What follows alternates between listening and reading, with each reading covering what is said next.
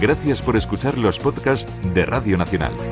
Acceda a todos los programas en rtv.es/a la carta.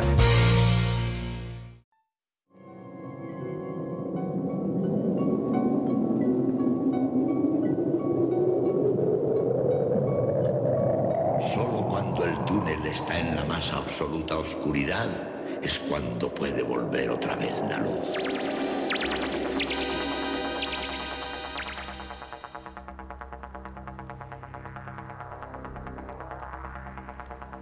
Estás entrando en el espacio en blanco. Una puerta a nuevas dimensiones de la existencia.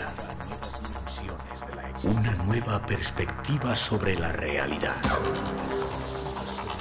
Espacio en blanco.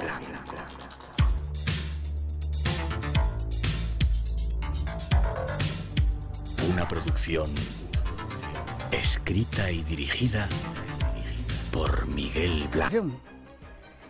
Toma nota de nuestros medios de contacto. Teléfono de llamada gratuita 900-137-137. En las redes sociales, en Facebook y Twitter, somos eBlanco Radio. Para tus emails, espacioenblanco@rtve.es. Y si quieres mandar una nota de voz a nuestro WhatsApp, 633 44 8816. Conecta con el misterio. Conecta con el espacio en blanco. Y esta noche ahí están nuestros canales de comunicación y esta noche tenemos temas de esos que ponen los pelos de punta. Saludar a unos cuantos, dos amigos que han venido esta noche a vernos. Tras esa introducción nos presentamos al invitado especial que tenemos esta noche, ya veréis, para no perderlos.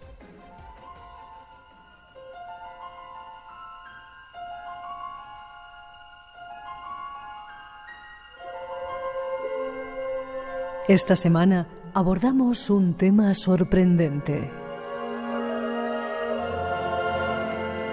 Lo denominan Más Allá 2.0. Y tiene que ver con la inmortalidad. La posibilidad perseguida desde siempre por el hombre de pervivir más allá de esta vida. Criogenización, implantes, comunicación con el más allá. Todo un nuevo universo para llevarnos hasta la inmortalidad. Un tema apasionante y sorprendente.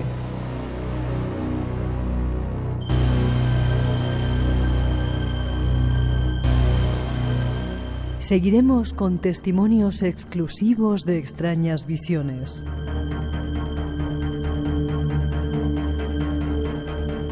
Parece que el fenómeno ovni se despierta de nuevo. Y parece que muchos se preparan ya para el contacto.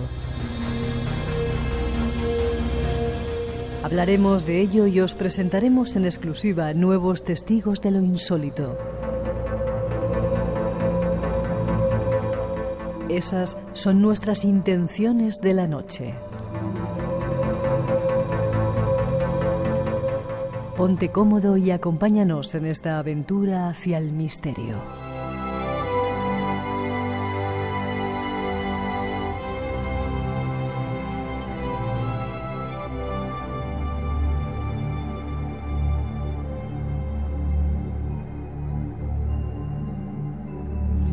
Están nuestros temas de la noche, ya veréis, estos sí que ponen a veces los pelos de punta. Saludar a nuestro primer invitado, Juan José Sánchez Oro, y además Rosa. Sí. Buenas noches, ¿cómo estás? Hola, muy buenas noches, Senado, un placer. Igual te digo, un placer que estés con nosotros. Has pasado algunas veces por el programa, eres historiador, licenciado en Historia, sobre todo en Historia Medieval. Sí, bueno, la especialidad, yo hice Geografía e Historia en la Complutense y luego me especialicé en Historia Medieval. Realmente lo hice porque hay dos temas que me apasionan, que son las creencias religiosas a lo largo del tiempo, las creencias religiosas, las creencias sobrenaturales y luego las relaciones de poder. y me he dedicado bastante a ello, y en la Edad Media se combinan muy bien las dos cosas, las relaciones de poder con las creencias religiosas. Y estás en un centro de estudios mirobriguenses que pertenece a la Confederación Española de Estudios Locales, vinculada al Consejo Superior de Investigaciones Científicas. Sí, esto es, bueno, en España hay mucha gente que no lo sabe, pero hay muchos centros locales que apuestan por la defensa, por la reivindicación, por la protección del patrimonio, en el sentido amplio de la palabra, en el sentido cultural, en ese patrimonio tanto visible como invisible. Hay muchísimos centros de este tipo, y yo estoy en uno que es el de este Centro de Estudios Mirobrigenses. Mirobrigenses es el topónimo, ¿no? Bueno, es lo que se utiliza para denominar la población de Ciudad Rodrigo, en Salamanca. Y entonces allí lo que nos dedicamos es precisamente por eso, un poco por defender, por promover todo el conocimiento que hay. Ahí nos reunimos un conjunto de especialistas de lo más variado, desde musicólogos hasta arqueólogos, etnógrafos, historiadores, ingenieros, para tratar, como digo, de recuperar toda esa información y bueno, mantenerla en el tiempo. Colaboramos con ayuntamientos, colaboramos con la universidad, hacemos jornadas, ya digo, a veces también reivindicaciones, cuando vemos que a lo mejor el patrimonio está en peligro, pues también hacemos nuestras campañas, y luego también recuperamos, por ejemplo, del olvido muchas obras que están durmiendo el sueño de los justos en las bibliotecas, pues procuramos recuperarlas, reeditarlas, o que están en manos de particulares y apenas lo conoce la gente. Y ayer, antes de ayer, estabas en Menorca. Estaba en Menorca, ahí estaba por placer, aunque bueno, Menorca también es... Vaya sitio misterioso, ¿eh? Impresionante. Es una pena, porque yo creo que es una gran desconocida. Cuando hablamos, por ejemplo, de megalitos, siempre tenemos un poco la referencia a Stonehenge, o tenemos de Malta, pero lo de Menorca yo creo que lo tenemos muy poco explotado, porque también lo eclipsan las playas que tiene y las calas, que son maravillosas. Sí. Pero, por ejemplo, hablando de creencias religiosas, lo que hay allí, estuve visitando, justo porque se ha vuelto a abrir el Museo Arqueológico de Menorca reformado, y me interesaba especialmente un rito que hay allí, hablando de creencias sobre el más allá, que solamente se ha encontrado en Menorca. Aparecieron en los años 90 unas necrópolis con una serie de cadáveres que manejaban un antiguo ritual que no sabemos exactamente qué consistía, pero que lo que hacían era cortar el pelo, mechones de pelos, guardarlos en unos envases, cubrirlos de ocre también todo el pelo, y no se sabe realmente por qué hacían eso. Entonces son de estas relaciones, y como hoy vamos a hablar un poco también del más allá y de cómo nos relacionamos con los muertos y la memoria de los muertos, pues ya desde entonces también, con la tecnología que había en la época, se buscaba tener una especie de relación con los difuntos. Qué curioso. Ya veréis qué tema tan interesante esta noche. Y como un historiador como tú se mete en una aventura, Fronteras de la Ciencia, una revista que tiene que ver con la ciencia, que habla de futuro, no tanto de ciencia. Eres el redactor jefe de esta revista. Sí. Está ahora mismo por ahí, es algo muy novedoso. ¿Por qué te has metido en esta historia? Pues porque yo creo que, bueno, igual que yo creo que te pasa a ti, igual que le pasa a todos los oyentes de Espacio en Blanco, somos curiosos, y la curiosidad no tiene límites, y cuando buscamos el misterio, lo buscamos con mayúsculas. El misterio está en la ciencia, está en las humanidades, está en las ciencias sociales, y quizás nosotros tenemos el problema de que en España la educación enseguida nos separa entre ciencias y letras, por decirlo así. Nosotros en esta revista tratamos, que es una revista de kiosco, que cualquiera puede encontrar en su kiosco. Además yo creo que está bastante bien difundida. Muy bien, además. Creo que la hemos cuidado mucho. Tenemos grandes especialistas, son firmas de personas que realmente no solamente, digamos, divulgan, sino que están trabajando en aquello de lo que escriben e investigando en ello. Y bueno, nosotros lo que buscábamos era conciliar esa especie de trinchera que nos han hecho ahí de ciencias y letras, hacer que gentes que sean de letras se acerquen a temas de vanguardia de ciencia, y gente que sea de ciencia lo puedan ver también desde el enfoque de las humanidades. Eso es un poco la seña de identidad de la revista. Va a dar mucha sorpresa la ciencia y el futuro, y esta noche queremos avanzaros un poco. Tras esa introducción comenzamos y ya veréis qué curioso.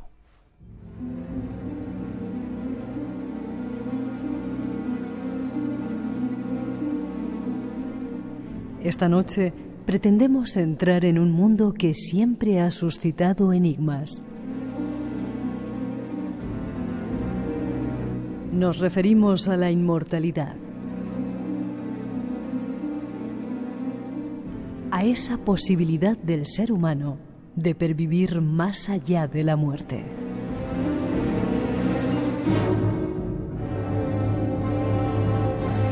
La inmortalidad o vida eterna supone la existencia indefinida o infinita que consigue burlar la muerte. A través de la historia, los humanos han tenido el deseo de vivir para siempre. Para los creyentes en general, la inmortalidad es la continuación de la vida más allá de la muerte. La creencia de una vida eterna individual es característica de ciertas religiones monoteístas como el cristianismo o el islam.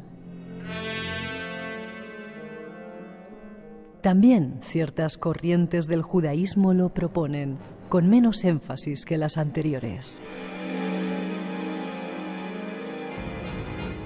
Religiones orientales como el hinduismo y el budismo profesan la doctrina de la metempsicosis o reencarnación, que postula la posibilidad de perfeccionamiento progresivo a través de vidas sucesivas.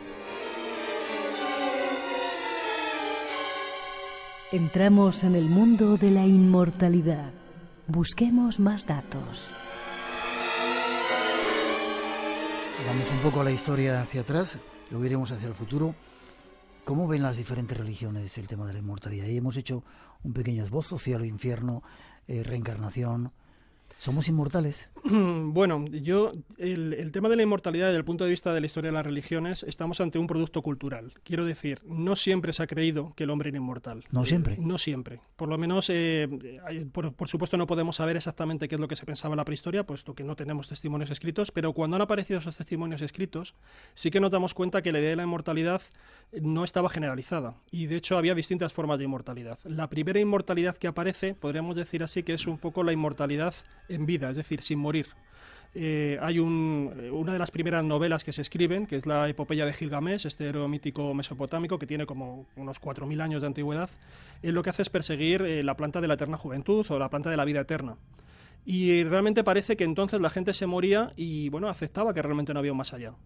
Eso también aparece bastante con cierta claridad en las obras, por ejemplo, de Homero, también en los estratos más antiguos de la Biblia, en el famoso Seol, que sería como una especie de infierno y tal. Parece que ahí lo que queda de nosotros es algo así como una suerte casi de sombra, pero que ni siquiera es un doble de nuestra psicología, sino que es algo como que se va diluyendo con el tiempo.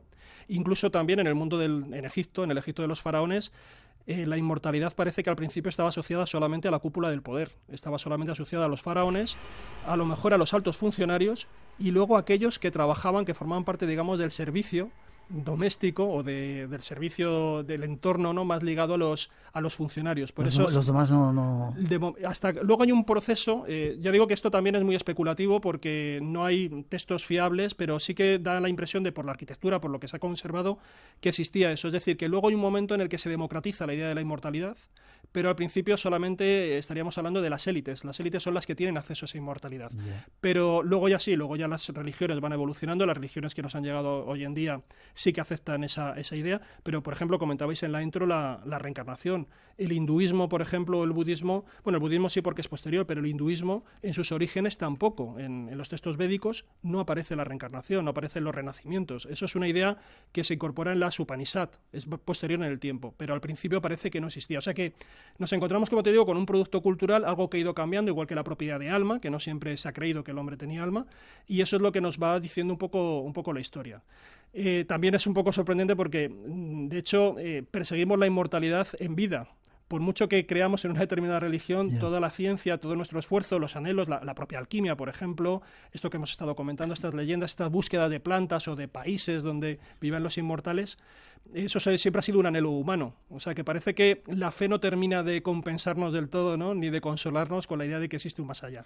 Preferimos tener el pájaro en mano antes que el ciento volando. Vale. Y es cierto que en la Iglesia Católica se creía en la reencarnación y se cambió ese concepto en uno de los concilios un poco más adelante. Yo lo que... el judaísmo sí que... Porque claro, no hay que olvidar que la Iglesia Católica es una rama del judaísmo, es una extensión del judaísmo, pero Jesús era judío. Sí que se ha hablado mucho sobre el tema. El judaísmo sí que ha defendido algo parecido a la idea de reencarnación o una especie de idea de renacimiento, pero estaríamos hablando de la corriente mística y de la cábala. Y eso ya sería muy tardío, ya nos tendríamos que situar en el siglo XII-XIII, y ya en el siglo XVII y XVIII hay determinadas corrientes dentro de la cábala que sí que manejan algo parecido a una especie de reencarnación. El cristianismo, aunque se ha comentado eso, y lo puedes ver mucho por internet, no en ningún momento dado, salvo algún autor cristiano, algún teólogo que puntualmente lo hubiera comentado, pero no fue ni mucho menos algo que estuviera como muy extendido entre los primeros cristianos. Ellos sí que, por ejemplo, dentro del judaísmo original del siglo I, había corrientes, por ejemplo, que no aceptaban la resurrección. que pensaban que te morías y que después no había ese tipo de vuelta a la vida, ¿no? Y en cambio otras corrientes dentro del judaísmo del siglo I, del momento de Jesús, sí que aceptaban esa idea. Por lo tanto, el judaísmo también ha sido muy plural, y tan plural como que luego va a haber la derivada del cristianismo, que es una rama del judaísmo, y a su vez luego va a haber muchos cristianismos muy distintos. Lo que nos quedamos como primera idea es que el ser humano quiere perdurar, pero en esta vida. Quiere ser inmortal o prolongar la vida, y lo que venga después ya no se viene estupendo, pero de momento vamos a ir a lo seguro. Nos quedamos con esa idea. Seguimos tratando de aportar datos en este tema de la inmortalidad, o más allá, punto 2. Bueno, eso sería ya la última versión, que yo creo que estamos un poco por la que estamos asomando, que sería cómo ahora mismo aunque se me van a enfadar, no la adelantes. Vale. Os quedáis un ratito ahí, ahora os lo contamos, no queremos... Es que se enfadan cuando digo esto. 2:22, seguimos adelante. Espacio en Blanco, tu cita con lo desconocido, en Radio Nacional, con Miguel Blanco.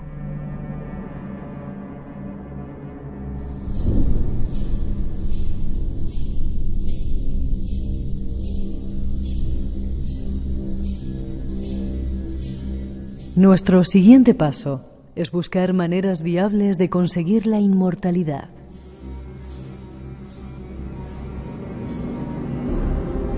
Una de ellas es la criopreservación.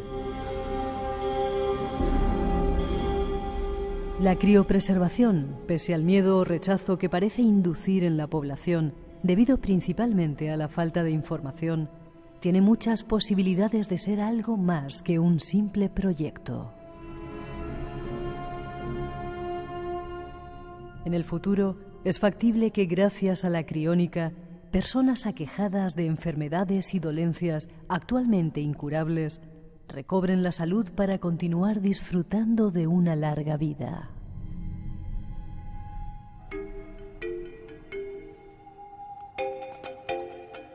Más de 140 cadáveres reposan en estos contenedores de nitrógeno líquido. Cuerpos congelados por unos $120.000 que esperan que en un futuro la ciencia les devuelva a la vida.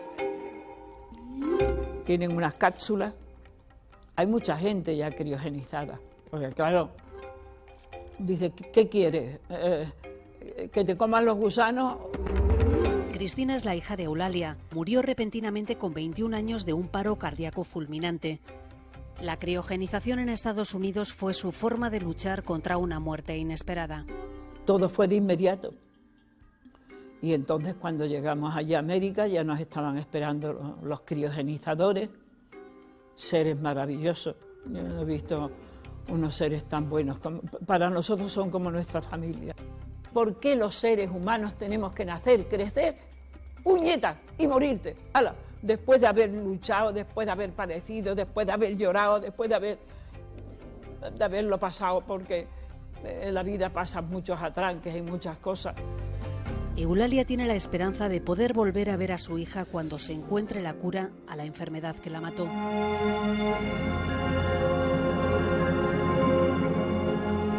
¿Cómo es posible? ¿Puede ser una realidad en un futuro a corto plazo? ¿O no es más que una utopía científica?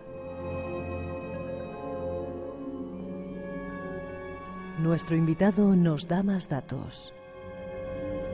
Aquí en la revista Fronteras de la Ciencia, este mes, no sé si este mes o este trimestre, habéis sacado un dossier sobre inmortalidad, la última frontera, que tocáis o abarcáis todo tipo de temas. Uno de ellos es este. Lali, esta persona que sale, la madre de esa niña que falleció de un ataque al corazón, nosotros fuimos los primeros en entrevistarla hace ya un montón de años y era increíble la fe que tenía en este asunto. Y es curioso porque solamente tiene criogenizada, ¿se dice así? Sí. Solamente la cabeza. Uh-huh. ¿Hay formas de pervivir? ¿La criogenización es una de ellas?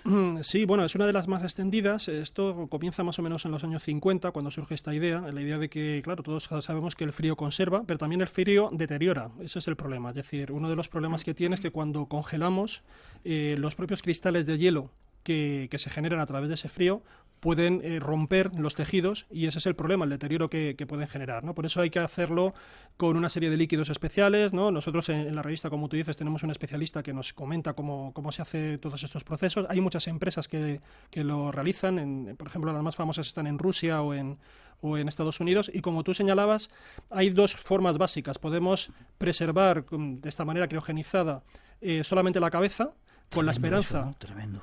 Con la esperanza de que algún día podamos luego... Porque claro, aquí hay 3 retos yo creo que tiene la criogenización. Uno es, evidentemente, la gente que se criogeniza es porque sufre una enfermedad que ahora mismo es incurable y espera que el día de mañana se dé con el remedio para esa enfermedad. Ese sería el primer reto que hay que superar. Luego hay un segundo y es conseguir despertar a alguien que está criogenizado. Esto de momento no se ha hecho con ningún ser humano. Todavía no se ha hecho.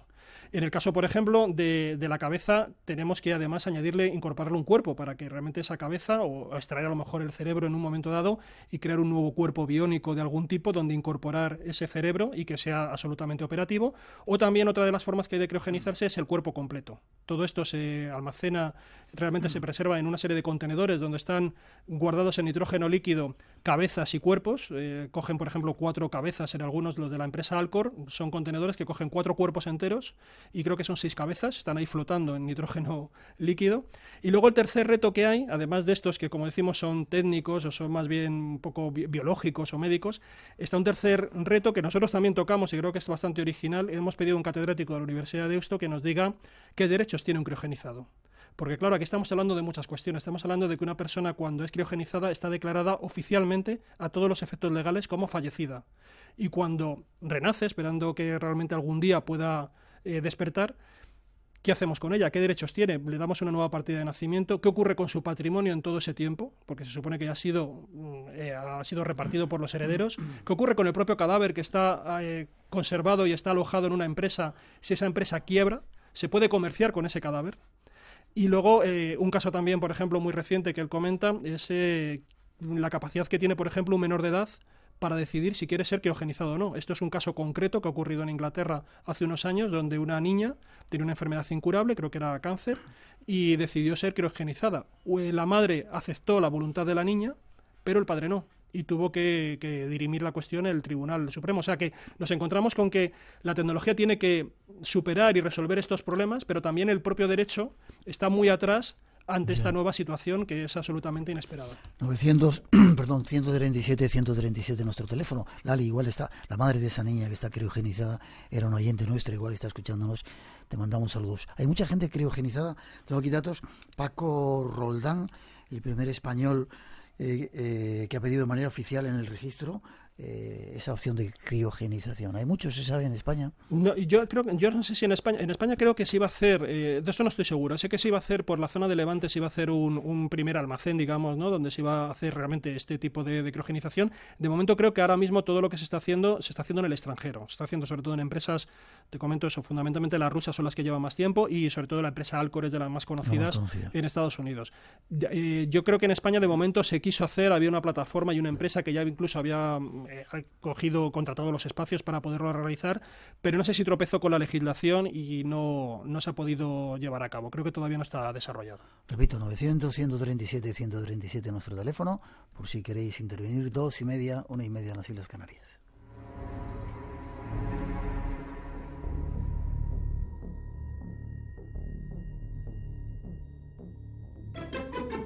La fuerza de Radio Nacional. Vivimos conscientes de aquello que hay que hacer. Cuadros que mirar, canciones que recordar, playas tranquilas, avenidas en parques. La vida. Venga la vida, con Lara López. Esquinas en las que despedirse, emociones. Un viaje que nunca hacemos solos. Un viaje virtual en el que ideas, conceptos, acontecimientos. Para llenar una maleta ligera de transportar. Junto a los que pelearon por convertirnos en lo que somos. Venga la vida, los domingos a las 7 de la mañana. La fuerza de Radio Nacional de España. Más datos. Hay un investigador español, Ramón Risco, que ha congelado a unos gusanos. Se aspiran, se meten en un tubo, se sella con nitrógeno líquido a menos 196 grados. Se les deja ahí un ratito y cuando se les quiere recuperar se pone un poquito de agua caliente y el gusano se despierta y sale vivo. Se está trabajando en esto. He escuchado también algunos datos de gusanos que son eternos, viven eternamente, inmortales. Hay organismos biológicos que por sí mismos tienen esa capacidad casi de inmortalidad o de regeneración. Pero claro, estamos hablando también de organismos muy sencillos. El ser humano es muy complicado. No sabemos, por ejemplo, las técnicas que se están utilizando ahora mismo, esa sustitución, digamos, de la sangre por esos líquidos alternativos, vamos a decir, entre comillas, anticongelantes, ¿no? Para que no se produzca esa cristalización que deteriore los tejidos.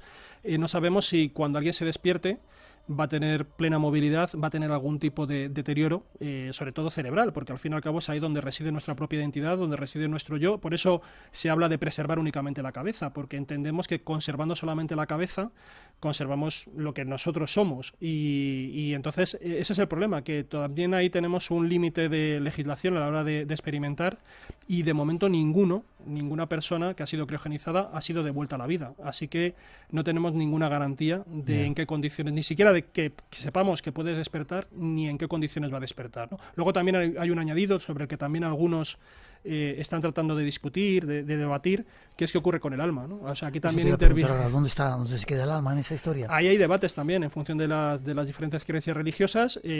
Para los que son materialistas no hay ningún problema, porque estamos hablando simplemente de que la mente tiene la vida asociada al cuerpo y nada más. Es algo que emerge de la propia biología del cuerpo, y ahí acaba toda la historia. Por lo tanto, si recuperamos el cuerpo, recuperaremos la mente, no sabemos en qué condiciones. Pero aquellos que son creyentes, las nuevas tecnologías les están generando muchos dilemas, porque claro, si tú falleces, y hemos comentado que una persona criogenizada a todos los efectos clínicos y legales ha fallecido, ¿qué ocurre con esa alma? En el caso, por ejemplo, del catolicismo, ellos manejan dos juicios. Manejan un juicio inmediatamente después de morir, ese juicio post-mortem, donde tú ya sufres algún tipo, tienes que rendir cuentas de lo que has hecho en vida, y luego hay ese famoso juicio final que llegará ya al final de los tiempos, donde de nuevo vuelves a ser juzgado. Esto ha sido muy polémico a lo largo de la historia de la Iglesia, porque no estaba muy claro a qué tenías que responder en cada uno de esos dos momentos. Pero claro, si tú estás criogenizado, ¿qué ocurre con ese juicio? Estás suspendido en una especie de limbo, luego vuelves otra vez a entrar con el alma en el cuerpo.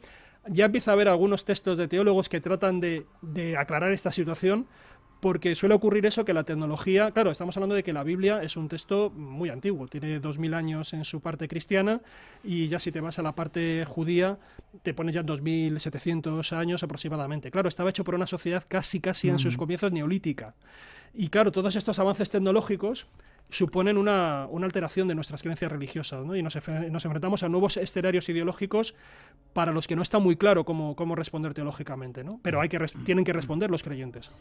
Curioso también que la criogenización podía ser un sistema para esos viajes espaciales que se plantea que se puede hacer en el futuro, y que tienes que estar montones de años, duermes el cuerpo y luego lo despiertas. Claro, eso sería fabuloso si realmente luego conseguimos una tecnología que nos permita viajar en el espacio. Ahora que se están hallando tantos esos planetas, el problema que nosotros tenemos es que tenemos que compensar el tiempo que tardamos en ir a esos sitios con el deterioro biológico que nos supone ese tiempo que tardamos. Entonces esto de alguna manera nos ralentiza. El problema está en que las personas que estén criogenizadas van a tener que hacer luego un reto añadido, que es el despertar psicológico, o el deterioro también, o la manera de afrontar psicológicamente esa situación. Porque ¿dónde estarán sus seres queridos? ¿Dónde estará el mundo que ellos conocieron? No saben cuándo, ahora mismo no se sabe cuándo van a despertar. Puede ser a lo mejor dentro de 50 años, luego puede ser un mundo más o menos parecido al que ellos conocieron, o puede ser dentro de 300, 400 años, cuando sea un mundo que no tenga absolutamente nada que ver. Y entonces van a tener, sí, un cuerpo vivo, pero su mente va a sufrir un importante shock. Entonces tendrá que haber algún tipo de programa también psicológico para poder afrontar esa situación. En el caso que tú comentas de los viajes espaciales, sería muy distinto, porque entendemos que todas esas personas viajarán a la vez, y bueno, coincidirán el entorno social, digamos, o el entorno, la comunidad con la que ellos estaban cuando durmieron, coincidirá con lo que se van a encontrar cuando despierten. Pero en las personas que están criogenizadas aquí en la Tierra puede ser un entorno absolutamente distinto.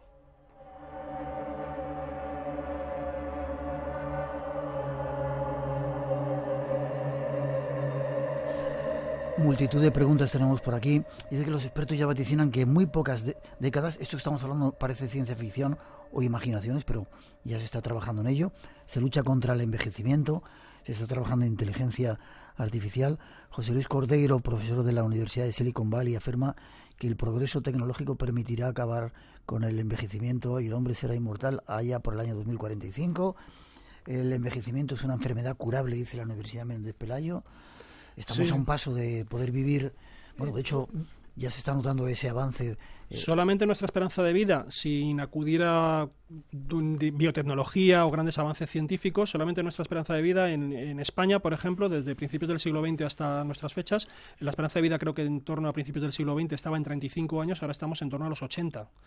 Eso significa que hemos avanzado muchísimo. O sea, estamos viviendo varias vidas, los que vivimos ahora en el siglo XXI vivimos varias vidas de lo que podían vivir nuestros antepasados, ¿no? Aunque, bueno, son estadísticas y siempre, bueno, ahí se tira un poco de las medias, ¿no? Pero es cierto que ahora mismo sí que hay avances muy interesantes.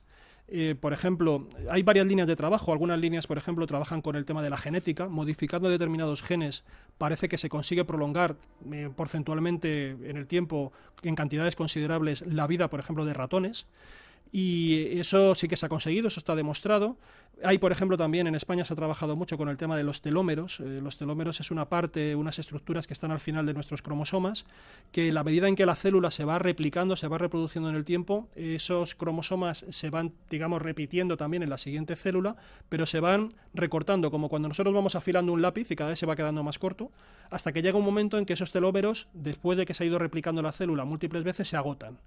Bueno, pues la idea es, los telómeros están hechos de telomerasa y si tenemos alguna manera de rellenar o de mantener esos telómeros la cantidad suficiente, estamos prolongando la vida. También con eso se han hecho experimentos y parece que un factor que puede ralentizar el envejecimiento estaría, y una de las claves estarían los telómeros. O sea que tenemos muchas vías de trabajo. Otra cuestión es lo que hemos comentado del entorno digital, que es otra historia yo creo un poco distinta y también un poco confunde, ¿no? Pero desde el punto de vista biológico, esas líneas están muy consolidadas y están demostrando que ahí hay un camino que es cierto, no es ciencia ficción. Y en España hay muchos expertos trabajando en ello y estamos muy avanzados en ese campo, ¿verdad? En España tenemos primeras figuras en la investigación reconocidas internacionalmente en los dos ámbitos, tanto en lo que sería esa manipulación, por ejemplo, genética, el trabajo con determinadas proteínas que parece que también ralentizan el envejecimiento, y también en los telómeros también tenemos en el CSIC gente excelente. Nosotros tenemos una investigadora del CSIC, es la que ha escrito ese artículo sobre cómo la ciencia se está enfrentando al envejecimiento, y realmente hay caminos que son muy sorprendentes, ¿no? Que tenemos, es decir, por ejemplo, hay un debate que es ¿cuánto puede vivir como máximo nuestro organismo, ¿no? Algunos dicen que como máximo sería unos 125 años, es lo que comentan. Pero parece que, bueno, tocando determinadas claves de estas que estamos diciendo, determinados puntos dentro de nuestra biología, pues no sabemos el límite que podemos tener, ¿no? Otra cuestión es, como siempre decimos, en qué condiciones, porque también en la medida en que hemos ido envejeciendo han surgido nuevas enfermedades, sobre todo enfermedades, como bien sabemos, que tienen que ver con la identidad, ¿no? Con la memoria, ¿no? El Alzheimer, el cáncer, son enfermedades que a lo mejor antes se daban bastante menos porque vivíamos menos, porque un cuerpo joven, que moría joven, digamos, no generaba esos problemas. Sin embargo, ahora el envejecimiento, ganamos por un lado, pero perdemos por otro, y entonces se nos abren nuevos frentes para combatir. ¿Te gustaría ser inmortal? A mí sí, por supuesto. ¿Sí? Sí. Porque yo, fíjate, dedicándome como médico a la historia, yo tengo una curiosidad no solamente por lo que ha ocurrido en el pasado, sino hacia dónde nos lleva el futuro. Entonces, claro, para mí, yo por eso también trato un poco de relacionarme con todos estos contenidos de vanguardia y fronterizos, para tratar de asomarme al horizonte de lo que tenemos por delante y que me temo que no voy a poder llegar a ver. Seguimos, hay más datos que queremos daros tras esa introducción, nos seguimos contando, ya veréis qué sorprendente. Esta noche, en Espacio en Blanco. En un momento dado, mi hija mayor me llamó la atención y me dijo: papá, ¿qué es eso que hay en el cielo? Me dijo: es un dron. Entonces yo miré y vi que muy cerca del barco, pero a unos 25 metros de altura, estaba flotando algo, una cosa, color negro mate, inmóvil en el cielo. Y yo al verlo por los prismáticos le dije: no, tampoco es un globo, porque era una figura no muy grande, y era la sensación de que era un ser humano pequeñito, o sea, era un humanoide, no era un ser humano, pero era una figura humanoide, con una cabeza muy gorda, de la que salía pues un cuerpecito con 2 brazos y 2 piernas.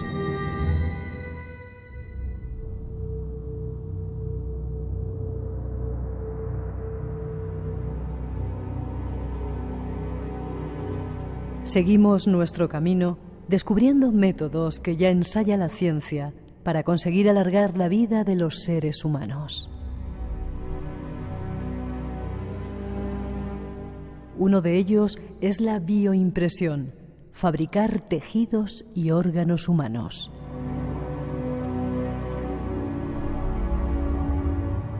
En el camino hacia la inmortalidad, las bioimpresoras 3D de tejidos y órganos a buen seguro desempeñarán un papel crucial.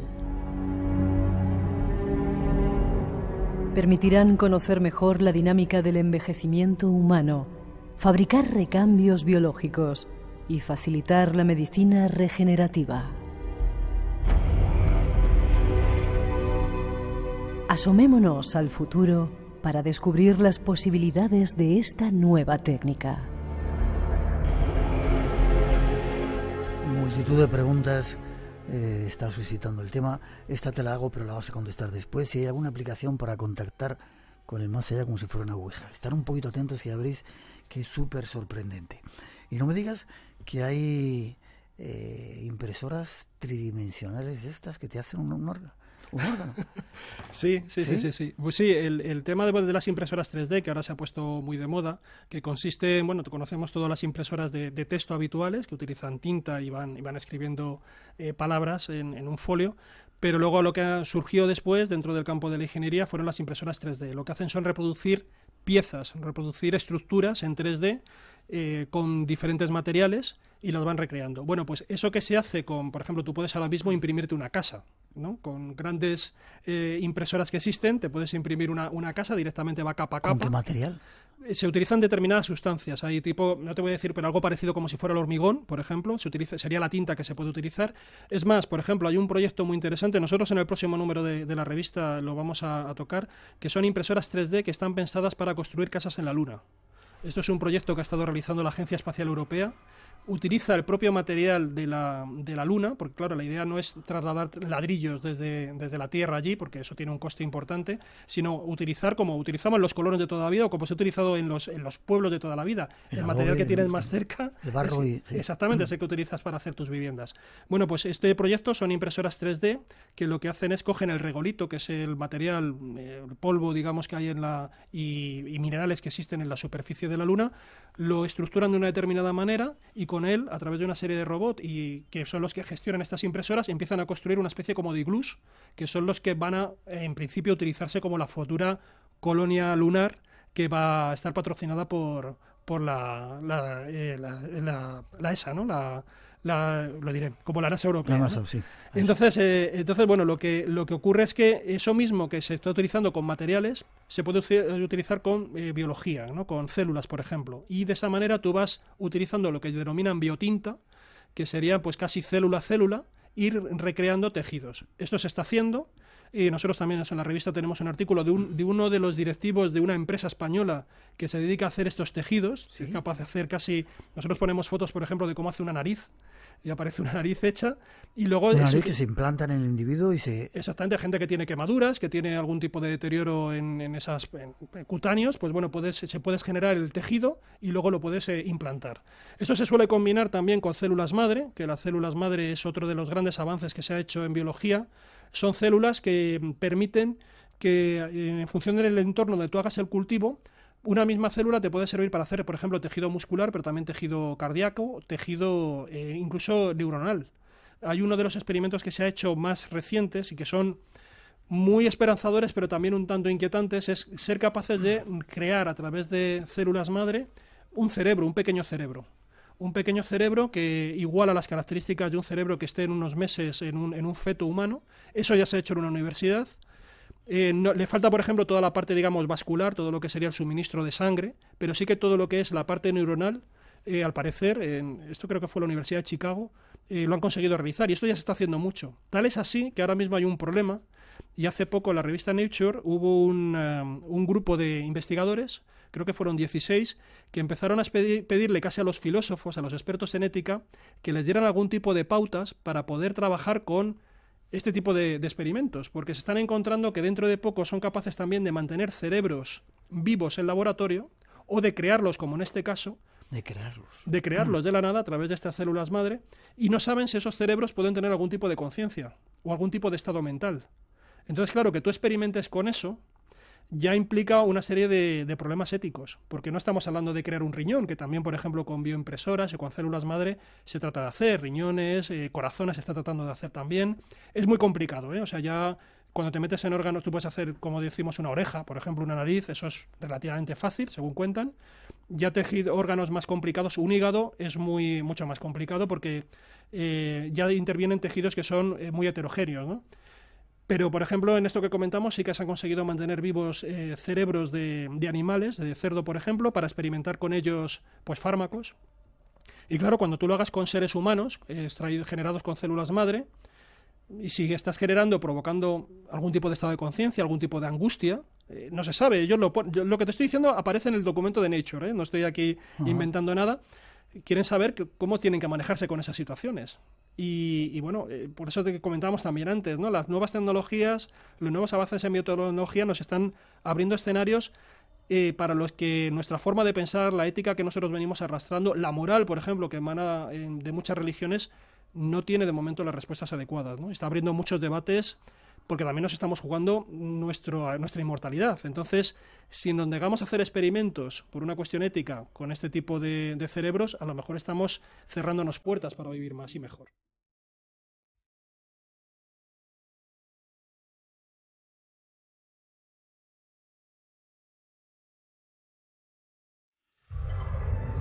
Otro asunto sería la inteligencia artificial o la clonación.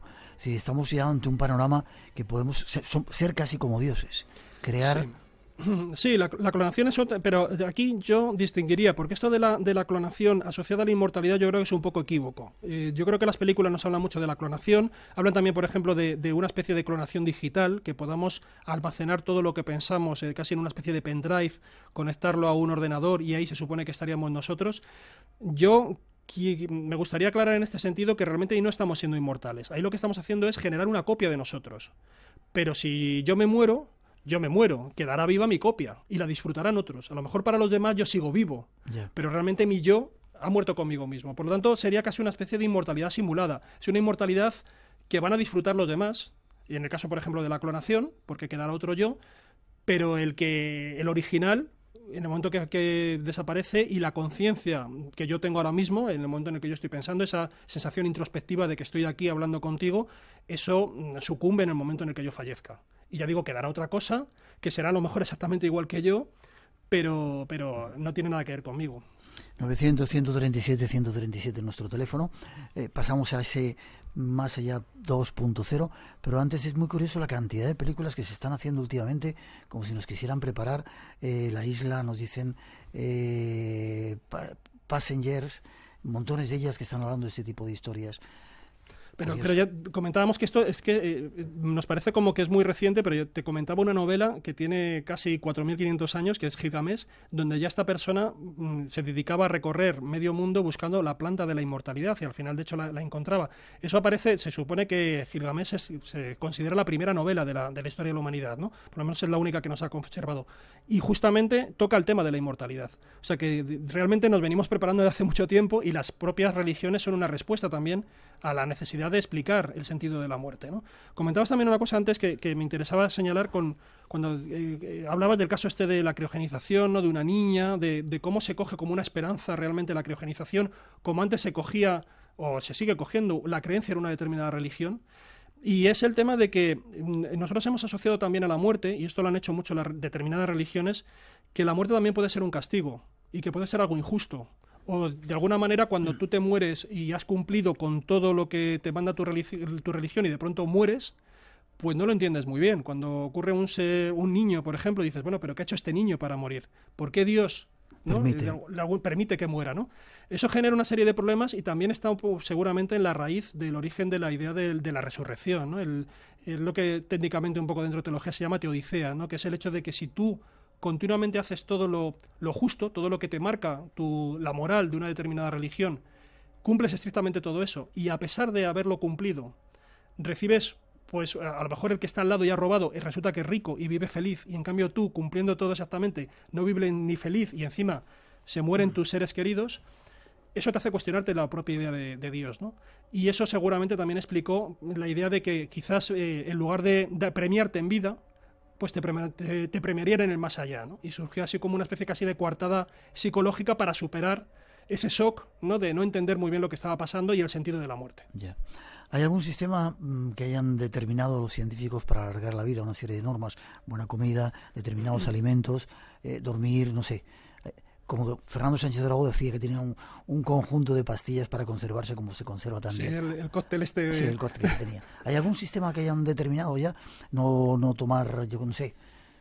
Bueno, por ejemplo, el tema de la dieta sí que parece que influye mucho, eso sí que se sabe. Hombre, por ejemplo, también nosotros hemos ganado mucho en ampliar la vida con el tema de la sanidad. Eso ha sido fundamental, ¿no? La higiene, la sanidad, el entender precisamente los mecanismos que conlleva la presencia de microbios, eso ha prolongado mucho. Por eso te decía que nosotros hemos pasado, por ejemplo, en España, de esa esperanza de vida de unos 35 años, en 100 años, a casi 80, ¿no?, que tenemos ahora. Y ha sido porque ha mejorado mucho la sanidad, pero también las condiciones higiénicas.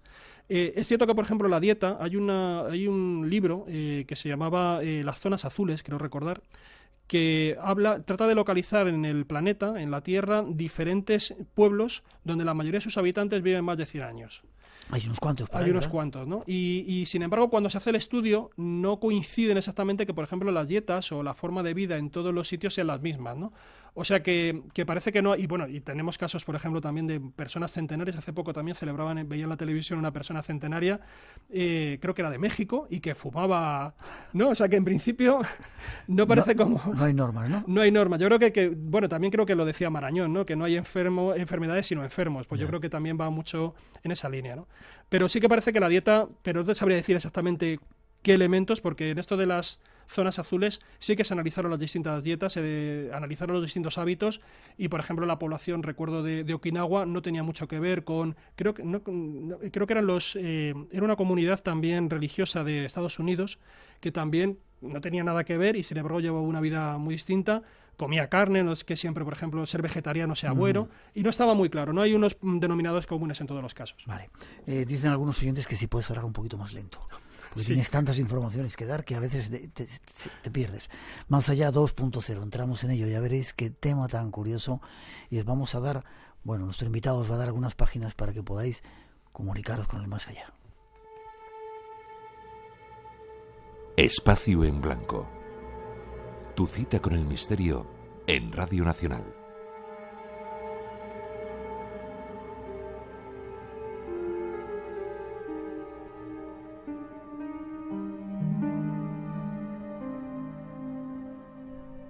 Comunicarse con el más allá ha sido siempre un anhelo de los seres humanos.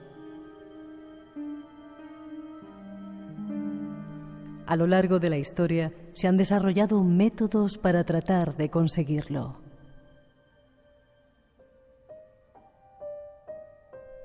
El espiritismo, la ouija o las psicofonías son algunos ejemplos.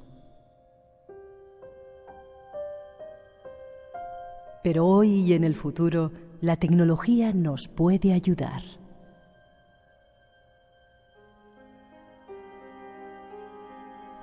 Es lo que se ha llamado Más Allá 2.0.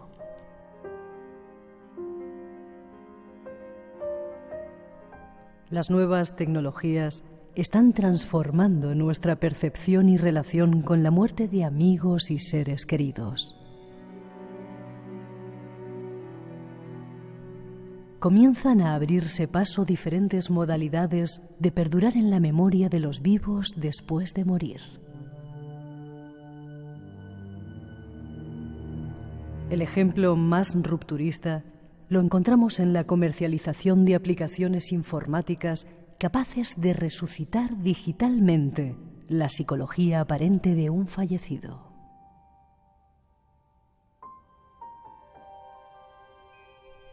Una suerte de inmortalidad figurada, aunque solo reconocible como tal por los supervivientes, no por el difunto. Conozcamos algo más de ello. 5 minutitos y te quedas un ratito más después. Sí. Vale. Hasta ahora se había inventado, se han practicado o se han desarrollado sistemas como el espiritismo, la ouija, psicofonías, etcétera, etcétera, para comunicarse con el más allá. Hay un paso más todavía, ¿no? Sí, si bien todo lo que tú comentas se supone que realmente, o por lo menos los que creen en ello, piensan que están contactando con difuntos reales, las nuevas tecnologías lo que nos están ahora mismo dando la posibilidad es de hacer una especie de contacto con difuntos que han resucitado de una manera simulada, ¿no? Sería una suerte de simulacro. Si algunos, por ejemplo, imagino que muchos de los oyentes conocen la serie Black Mirror, según la segunda temporada, el primer episodio de la segunda temporada, se llamaba algo así, creo que era como Ahora mismo vuelvo, y recreaba una situación que es un poco inquietante. Era una pareja en la cual el novio fallecía en un accidente de tráfico, creo recordar, y entonces a la chica, la superviviente, se le daba la opción de poder seguir manteniendo conversaciones con su novio, pero no el real, sino con un novio hecho a través de una inteligencia artificial. Lo que se hacía era que se cogían todo lo que eran los mensajes, los escritos que tenía esa persona en vida en Internet, con todos esos mensajes, esos textos, los blogs, su cuenta de Facebook, de Twitter, etcétera. Con eso se puede recomponer una personalidad, ¿no? Exactamente, porque ahí realmente parte de lo que nosotros somos ahora mismo está fluyendo por las redes sociales, ¿no? Entonces incluso las formas que tengamos de hablar, nuestras coletillas al hablar, si decimos tacos, nuestras faltas ortográficas, todo eso está ahí, ¿no? Es muy nuestro, realmente es un reflejo de lo que somos.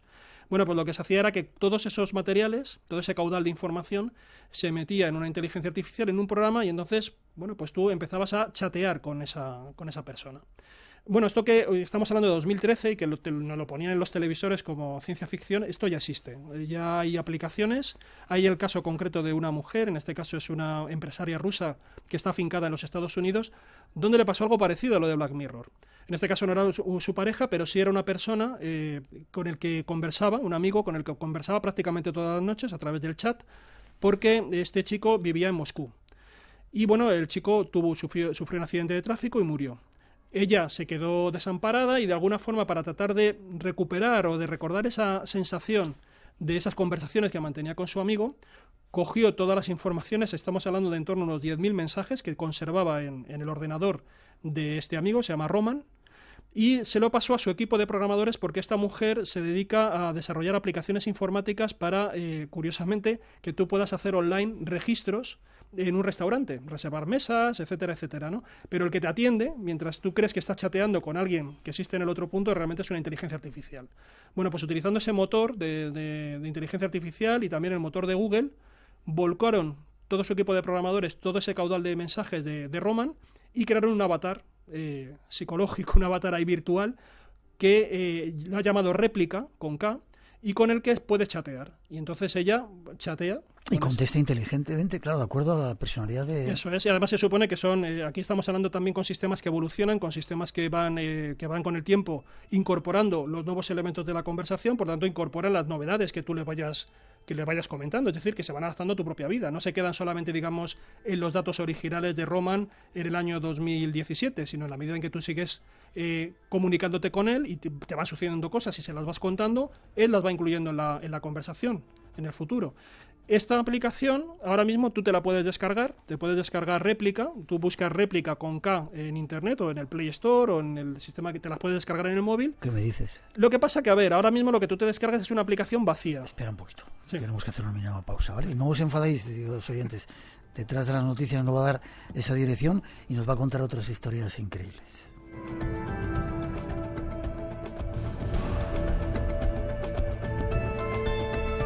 Réplica con K se llama. Hemos de hacer una pausa, llegan las noticias a las 3, las 2 en Canarias, pero enseguida regresamos con este apasionante tema de la inmortalidad, y después nuestro compañero David Cuevas nos trae testimonios de gente que ha visto algo que no os lo vais a creer. Este es el Espacio en Blanco, enseguida regresamos.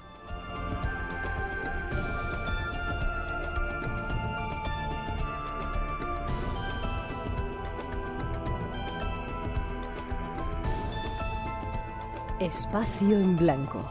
En la madrugada del sábado al domingo, a partir de las 2, la 1 en Canarias. El misterio continúa. En Radio Nacional, con Miguel Blanco.